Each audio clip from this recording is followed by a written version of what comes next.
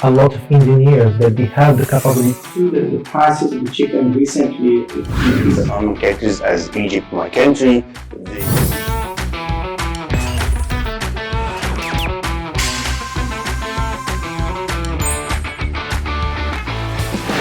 If a person lost all their money, اگر کوئی شخص اپنا سارا پیسہ کھو دیتا ہے تو کم از کم اتنا ضرور ہوگا کہ اس کی زندگی کٹھن ہو جائے گی.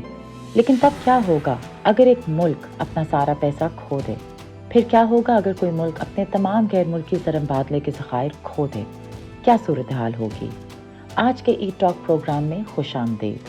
اس پروگرام میں ہم 5 ایز یعنی ارتھ، اکانومی، انرجی، انوائرمنٹ اور ایجوکیشن کے بارے میں بات کریں گے. ہمارے پاس 3 مختلف ممالک اور 3 مختلف شعبوں سے مہمان موجود ہیں. ان میں سے ایک انجینئر، ایک صحافی اور ایک ماہر تعلیم ہے.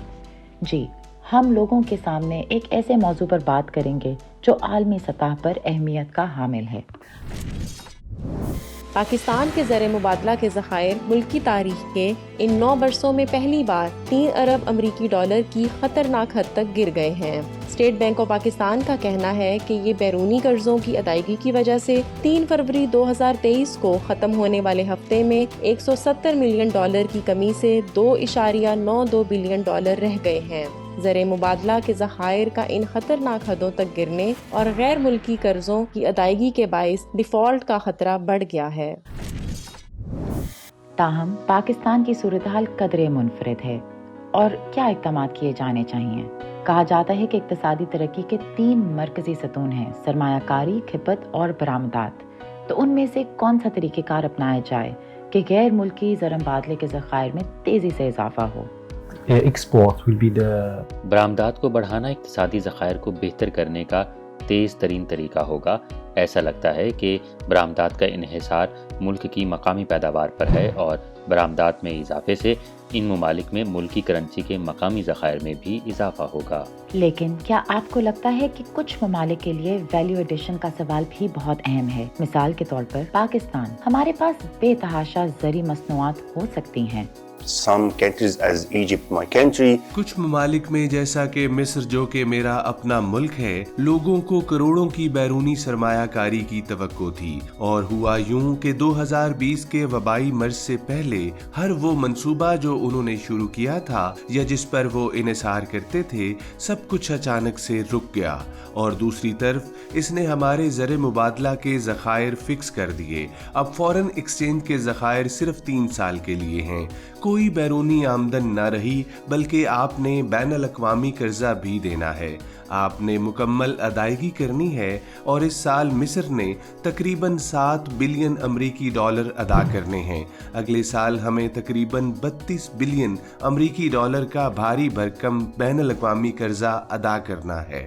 اور اب ہم یہ سوچ رہے ہیں کہ مصر کو بھی پاکستان کی طرح ہونا چاہیے اور اپنی برآمدات کی صورتحال کو بہتر بنانا چاہیے. اور آپ اس کے لیے مقامی طور پر سرمایہ کاری پر غور کر رہے ہیں. اس صورتحال میں چین کی مارکیٹ کے بارے میں آپ کی کیا رائے ہے؟ یہ بھی بتائیے کہ پاکستان اور دیگر ترقی پذیر ممالک چین کو کیا برآمد کر سکتے ہیں؟ We have Pakistani rice. ہم نے چاول برآمد کیے ہیں. ہم نے بہت ساری مقدار میں چینی برآمد کی ہے. ہمارے پاس پاکستانی آم ہے اور اس کے علاوہ ہمارے پاس دانتوں کے آلات اور جراحی کے آلات ہیں. لیکن اس صورتحال میں سپلائی چین کو شامل کرنا ہوگا جو کہ ایک بہت بڑا چیلنج ہے. جب ہم ان چیزوں کو ایکسپورٹ کر رہے ہوتے ہیں جو جلد خراب ہو جاتی ہیں، انہیں کم وقت میں برآمد کرنا ہوتا ہے. مثال کے طور پر آم کے لیے ہمیں ایک ریفریجریٹڈ کنٹینر کی ضرورت ہوتی ہے کیونکہ ان کی شیلف لائف بہت کم ہوتی ہے.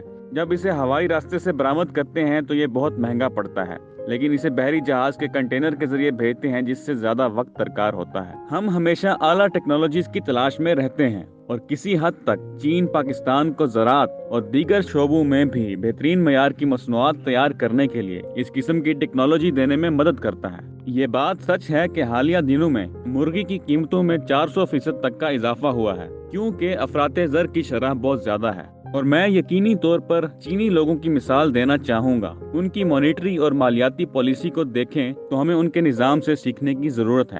China has built a very چین نے اپنے ملک میں بہت مضبوط نیٹ ورک بنایا ہے اور وہ ان میں سے کچھ کامیابیوں کو حاصل کرنے میں دوسرے ممالک کی مدد کر سکتا ہے.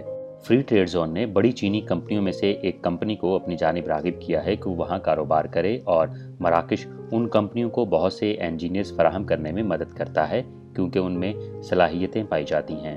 बैनुल-अक़वामी मालियाती फंड ने चीन की जीडीपी में इजाफे की पेशनगोई की है। चीन की जीडीपी 2023 में 5.2% रहने की तवक्को है, जो इससे कबल पेशनगोई से 0.8% ज्यादा है। आपके ख्याल में चीन अब दुनिया की मईशत की बेहतरी के लिए क्या किरदार अदा कर सकता है? Look at the Chinese foreign reserves. चीनी ज़र मुबादला के ज़खायर को मुलाहिजा कीजिए। उनके पास गैर मुल्की ज़र मुबादला का कितना बड़ा ज़खीरा मौजूद है, और ये गैर मुल्की ज़खायर उन ममालिक की वजह से भी ज़्यादा हैं कि जिनके साथ हमारा ताल्लुक है। उन्होंने गैर मुल्की सरमायाकारी के साथ साथ मकामी पैदावार को कायम करने के लिए मकामी सरमायाकारी के लिए सहूलत फराहम की है, और फिर जब उनके पास बूम पार्ट्स के इजाफी ज़खायर होते हैं तो वो इसे तलाश करना पसंद करते हैं, और मकामी मार्केट में इन पार्ट्स की किल्लत है। उनके पास कंट्रोल सिस्टम के लिए एक अच्छा सिस्टम है। उनके पास यकीनी तौर पर कीमतों के कंट्रोल के मैकेनिज्म मौजूद हैं। ना तो बहुत महंगाई और ना कीमतों में बहुत इजाफा। थोड़ी बहुत कमी बेशी ठीक है, ये बिलाशुबा मार्केट का हिस्सा है, लेकिन ये वो तरीके हैं कि आप अपने गैर मुल्की ज़खायर को कैसे बढ़ा सकते हैं। आप किस तरह पब्लिक मार्केट की तरफ आप अपनी मकामी मार्केट को अगली बारी पर फायदा पहुंचा सकते हैं। बहुत खूब डॉक्टर साहब अब्दुल्ला, आपका शुक्रिया। गुफ्तगू के इख्तिताम पर यह भी बताइएगा कि चीन एक मुस्तहकम और तेजी से बढ़ती हुई मईशत के तौर पर आलमी तरक्की और बहाली में क्या किरदार अदा कर सकता है? मेरे ख्याल में चीन आज़ादाना और मुनसिफाना तिजारती ज़वाबित को फ़रोग देना जारी रख सकता है और दूसरे ममालिक की भी हौसला अफजाई कर सकता है कि वो बाहमी डेटा शेयरिंग के अमल को बासहूलत बनाए। इससे इन मसनूआत को इन ममालिक के माबैन सर्कुलेट करने में मदद मिलेगी। हम जानते हैं कि आज हम जिस सूरत हाल से दो चार हैं, इससे निकलना आसान नहीं होगा, लेकिन यकीनी तौर पर कह सकते हैं कि कम पोलराइजेशन और दुनिया भर के ममालिक की शिरकत इसका वाहिद हल है। आप सबका शुक्रिया। फिर मिलेंगे, तब तक के लिए इजाजत दीजिए। खुदा हाफिज। And until next time, goodbye.